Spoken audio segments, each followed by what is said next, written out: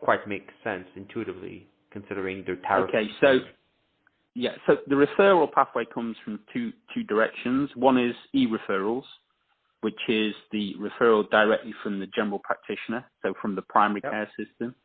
So as I indicated Yep. earlier, you go and see your GP, and he says, "Yeah, I'll send you to a hospital. You can go to the NHS trust, or I can send you to the local private hospital, as long as the local private hospital has an agreement with the commissioning authority that control the GPs."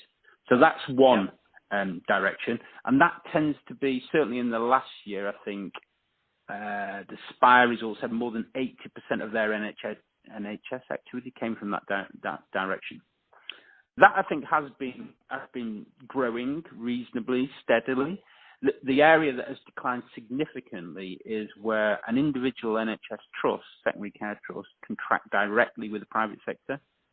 So they basically have a cohort of patients they need to treat, and they go, "We cannot do this. We're on, as I say earlier, 90% capacity, so we will subcontract 100 hip and knee replacements to the private sector." That traditionally has been very lucrative, attractive work to the private sector. That's the area that's very much reduced over the last 2 years, significantly reduced. And part of the reason is the penalties for waiters has disappeared. So 3, 4, 5 years ago, there would be significant penalties placed on the secondary care trust if they had patients on their waiting list beyond 18 weeks. Now there are no penalties. So they're actually thinking, I'd rather keep the money in hand in the trust and not pay a private hospital to remove 100 patients from my waiting list when actually I'm not going to be financially penalised. So that type of secondary care subcontracting, they call it spot work within the sector, is the area that has really dropped in the last couple of years. Okay, so that's pretty big. And so why is it more lucrative? Do they charge a higher tariff when they subcontract the trust subcontract? No.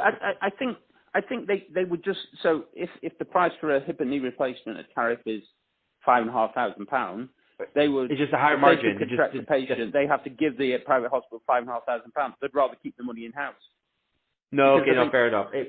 It's all a cycle at the moment. The pressure is on their budget. There's budget pressure as opposed to activity pressure.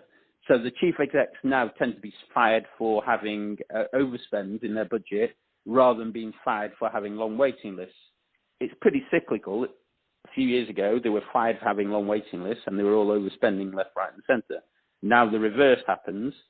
They're desperately trying to control their budget, badly in many cases, but that's another story.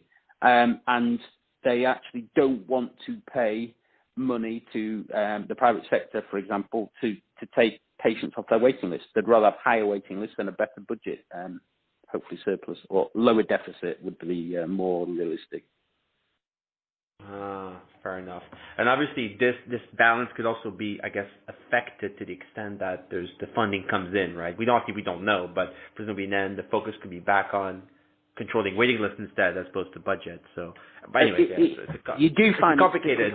It goes round and round every few years. It comes back to the focus being. So I suspect as we approach the next election, whenever that is, let's assume it's not in the next few weeks, as we approach the next you never know with this government, do you? But as we approach the next general election, I suspect there'll be more and more pressure on the NHS to reduce waiting lists. Because actually the public don't really care. I think they don't really care if the trust is in surplus or deficit. They care if the services are cut. And I think what will happen is there will be more funds invested to reduce waiting lists as we approach the next election.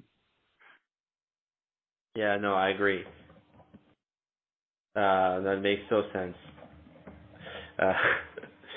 I'm loving this already. It's interesting. Interesting market. I know it is. Yeah, it's highly political, and you get the sense that probably the Tories sort of decided to come out with this announcement because potentially, maybe there is an election around the corner, or maybe they're just prepping the debate with Corbyn already.